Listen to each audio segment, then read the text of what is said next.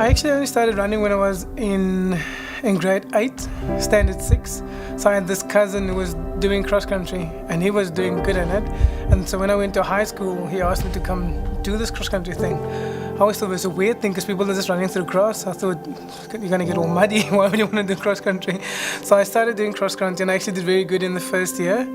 But I had to stop due to physical abuse I got from my mom. So my mom didn't want me to do sports. She would often say stuff like, it's for white people, it's not for us. She would beat me up and she would tell me to stop running, we don't have money, even though it didn't cost any money. But I had to stop because she would choke me, she would tear my shirt off my body, hit me with a belt, or do all kind of ridiculous things.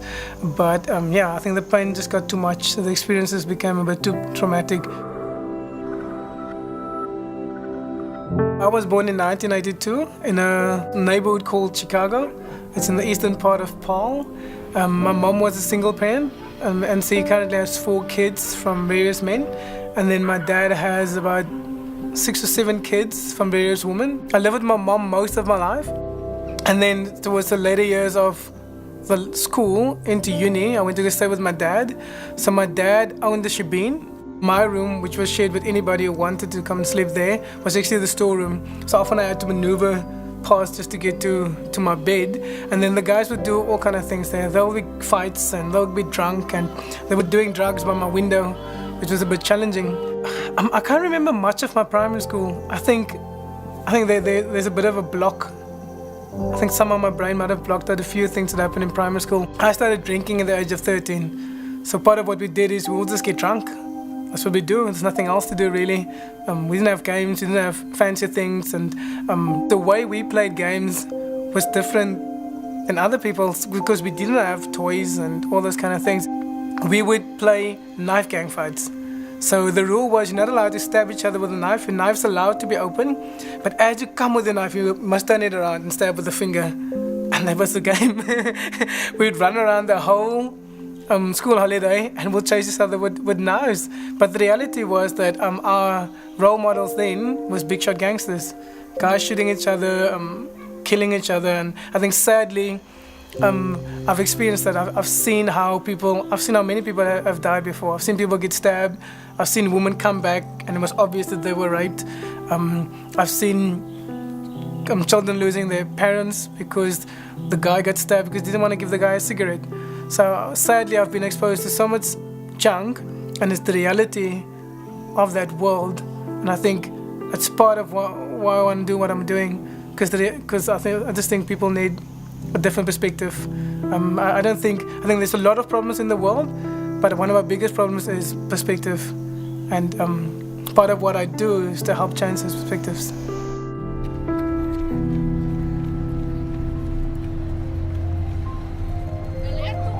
When I was in grade 11, it's the year when I started running again, my dad gave me proper money. He gave me $100, which was a lot of money for Christmas. And then I knew I wanted to start running again. So I went to this one gang. So I knew they will have shoes. So I went to them and I said I want a pair of shoes. And I paid $100 for a pair of Essex. And I think those shoes I started running with, I ran with it for over a year. There was holes in it. I patched it up, the sole started going off. I would just polish it so people don't see. I sprayed the sole at one stage also so people don't see that the sole was a bit shaven off. But yeah, so I think that's one of the reasons I got this crazy thing with Essex.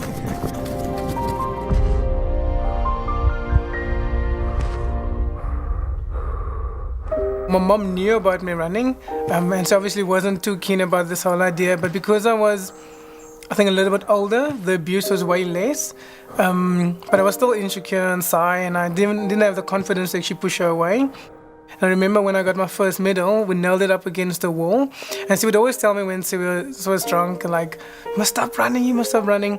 But then when her friends were around, she would brag about my kid that got this gold medal. Then I made provincial team, Poland cross country team, and then the same drama, and then I went, I think the first time ever out of the Western Cape, out of my neighborhood really. I went to Pretoria, which was a big eye-opener, it was a big experience. So yeah, and then I made various teams after that. I made various provincial teams, I became I've become a Bulan champ in cross country before, even track 5,000, and I've been in a few times. I've been in the Western Province duathlon teams, and eventually I made national team representing our country at World Duathlon Champs in Canada. It was mind-blowing. People treated us like celebrities. You saw a completely different culture. Because in South Africa, we have various cultures, which is unique and awesome. But there, people were kind of different. So you saw the way they treated people. You saw that there was hardly any crime. And then I think the cool thing about all that was I realized the potential there is in our country. Despite all the junk that's happening, despite all the errors there is, I just realized there's so much potential. Because if other countries can get it right, I reckon if we do some things here, it would definitely better communities, which will ultimately better our country.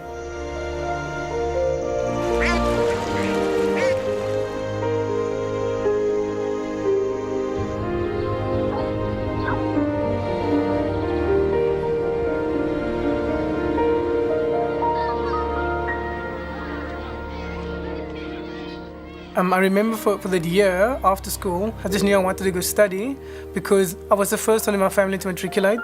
So I didn't really know how to navigate from there, but I knew I wanted to go study.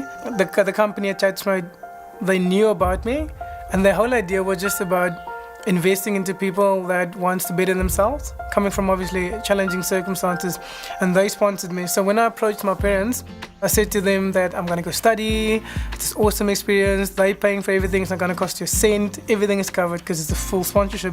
And then I remember my mom's words were, it's for white people. And then they would ask me this question, why would you want to be what you're not? And then they said that what they'll do is they'll save up some money and they'll buy some fruit and vegetables, and then I can have a fruit stall. Because every second person in the hood has a fruit stall. That's what they do. Either you sell cigarettes or cheap chips or fruit and vegetables. So that was basically the sum of their dream for me, which is kind of understandable, understanding their reference. I think their frame of reference was different. It wasn't necessarily wrong. Yeah, I'm just grateful that I didn't listen to them. So I actually went to go study, and I studied at CPUT, Cape Peninsula University, for 3 years, and it was a mind-blowing experience. Just getting to meet all different kind of people. I think the cool benefit also of all these experiences is that I got to meet people of different cultures. And I think that's one of the most mind-blowing things. When I was in my matric year, there was an exchange student called Catherine from Germany, and she was this white girl that came to run with us in the cross-country team. So if we back up before that, my understanding of white people were basically they would come pick you up with a lorry and you go work on their farm, especially school holidays. So here we had this foreigner that just embraced me. We're cool friends, we got to know each other, and knowing her made the idea of going overseas more tangible because there was a face I could put to it. So I think, she played a major role, and we've had an ongoing relationship. Like, she's visited us when we lived in London. She's come to visit us here in South Africa many times. And now with the Berlin Marathon, I'm going to have the privilege of visiting her. So it's just a dream coming true. Like, even in older age, one could still dream, and younger dreams could still come true. So I got a beautiful wife called Ingrid, and I got 2 beautiful kids, and they have the looks of their mom. The one is Zion, he's almost 3, and I got a beautiful daughter called Eva, who's 9 months now. That's just amazing. I think now I get this big privilege of just, adding value to their lives. I think the greatest thing I want to do is to have a strong marriage, because if I have a strong marriage, by default, they will have great values, and hopefully it will have a knock-on effect.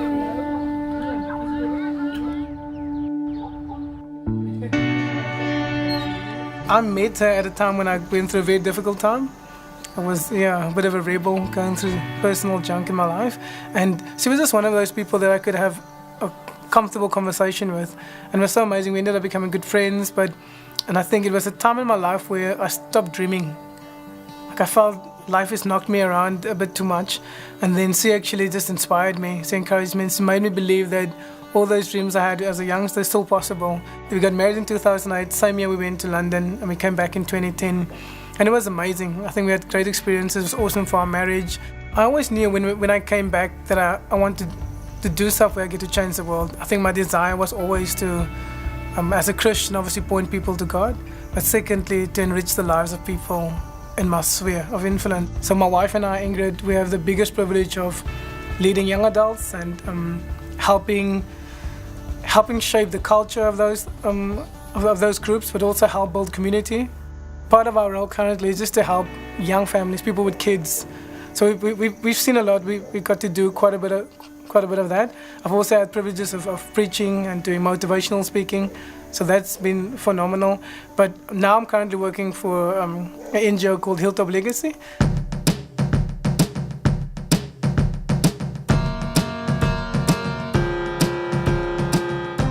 Part of our biggest dream is just to inspire hope. There's many things we do to inspire hope, but I think part of what I'm doing, I do coaching.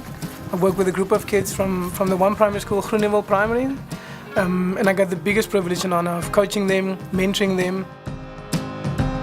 1, 2, 3, and all is alright. And I hope that it's light. 1, 2, 3, and all is alright. And I hope that it's light. So we work mainly with previously disadvantaged communities, but also part of what we do is we try and integrate kids that come from better communities. I just think it's a way of raising up leaders. Doesn't necessarily have to come from poorer communities, but I think everybody has a story. Not only poor people, but everybody has a story. Every story is important. And the dream is to inspire hope. It's built around this theme that somebody like me came from poor, disadvantaged communities, but through the partnership of people and people contributing and people adding to my life, helping to change my perspective, we could actually excel and we can achieve significant success. So part of what we do is we want companies and schools and communities and individuals to partner with us and look at ways we can actually better the lives of people that we have the privilege of working with.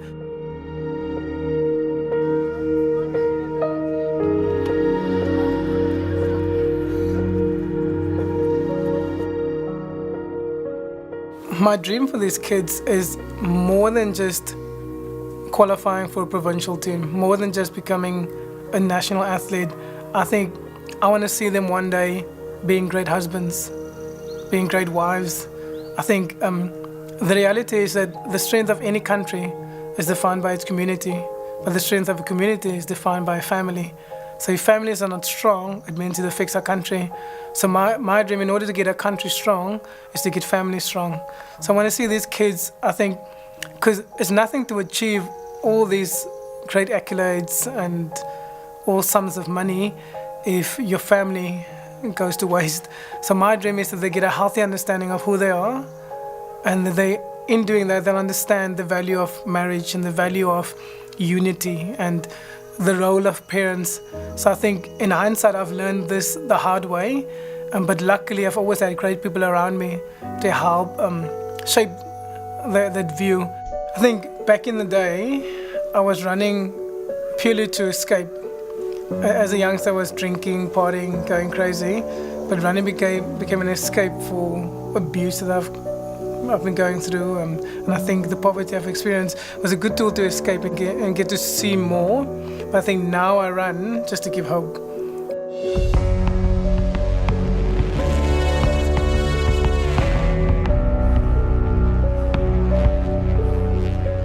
I ran because it seriously just opened doors. It gave me an opportunity that I never thought possible. And it's a simple thing, it's just running. I think people do it to exercise, to lose weight, to look good, pick up a girl. But for me, it was something different. It's not more than that, because I don't think the one is more important than the other. It just gave me an opportunity to live a life now that I never thought possible. So I think that's why I genuinely love running, but it's all to inspire young people. So I run to inspire at the moment with the hope that if these kids can just get a little bit of hope, it will change the world completely. And not only their world, but the generations to come after that. That's why I run.